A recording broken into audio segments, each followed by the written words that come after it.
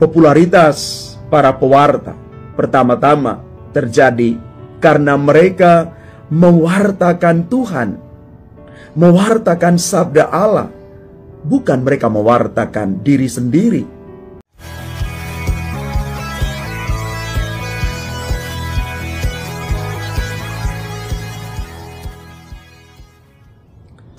Shalom Bapak Ibu, Saudara dan Saudari, sahabat-sahabat garam dunia yang terkasih.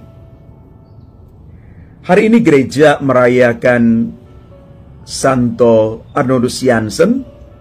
Dia adalah seorang imam yang mendirikan kongregasi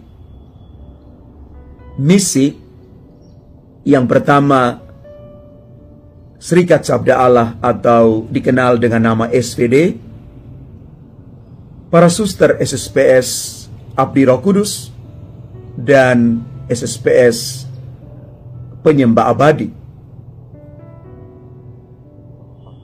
Dan seluruh perayaan hari ini dibingkai dalam refleksi berdasarkan bacaan-bacaan suci yang mengantar kita untuk merenungkan seluruh perjalanan hidup kita hari ini. Bagi sebagian orang, bukti-bukti itu sangat penting sebagai dasar untuk mengimani Yesus dengan lebih mendalam.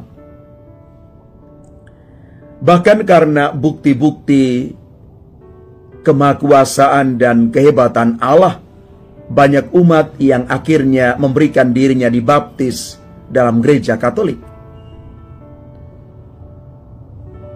Banyak umat yang menjadi Katolik karena mengalami mujizat di dalam hidupnya.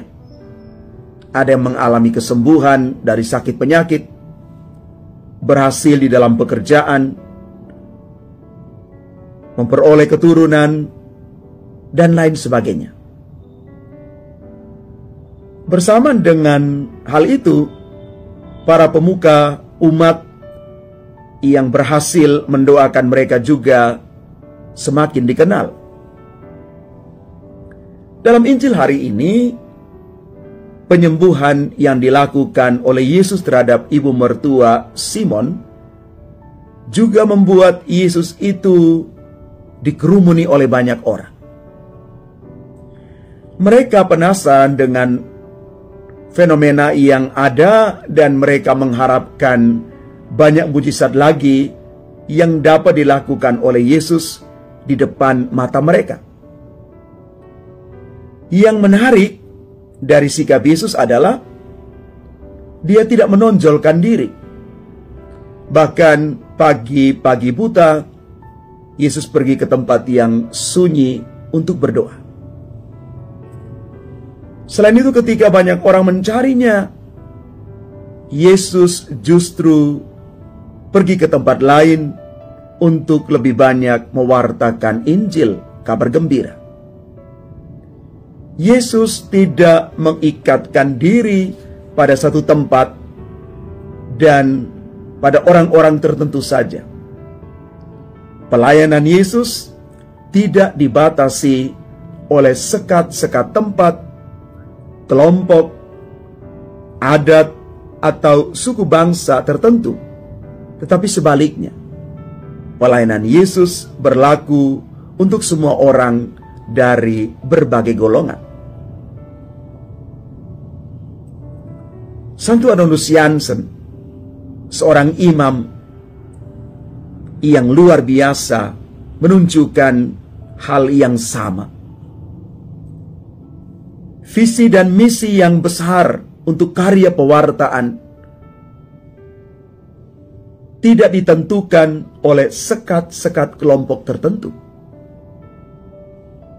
Misi utama supaya sabda Allah itu dikenal di seluruh bumi ini menjadi inspirasi bagi Santo Arnoldus Jansen mendirikan 3 kongregasi. Semangat misi menjadi semangat kita juga kalau kita mau menginspirasi orang lain. Kalau kita mau menjadikan orang lain mengenal Kristus, maka karya pewartaan jangan tersekat oleh kelompok atau kepentingan tertentu, apalagi demi popularitas diri. Kisah Injil hari ini menjadi refleksi bagi para pewarta dewasa ini untuk mampu melayani setiap orang tanpa membeda-bedakan suku, ras, budaya, dan lain sebagainya. Selain itu, popularitas juga menjadi berbahaya manakala para pewarta itu terikat pada satu tempat saja dan tidak mau melayani di tempat-tempat yang lain. Selain daripada itu, keberhasilan pewartaan harus dipahami sebagai yang pertama-tama adalah karya Allah, bukan karya pribadi. Karena kita menjalankan misi Allah, bukan misi diri kita. Dengan demikian, popularitas para pewarta pertama-tama terjadi karena mereka mewartakan Tuhan, mewartakan sabda Allah, bukan mereka mewartakan diri sendiri. Santo Adonus Jansen sungguh menginspirasi kita bahwa dia hadir sebagai seorang imam, mewartakan sabda Allah, mendirikan 3 kongregasi sebagai perpanjangan tangan Tuhan supaya sabda Allah itu makin dikenal oleh siapapun.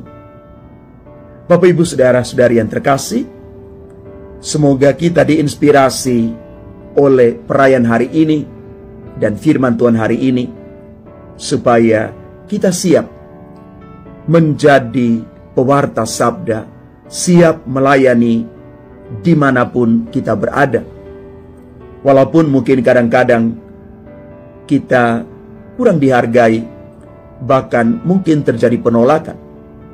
Tetapi sekali lagi, iman akan Kristus menumbuhkan segala sesuatu yang kita mulai di dalam nama Tuhan sendiri.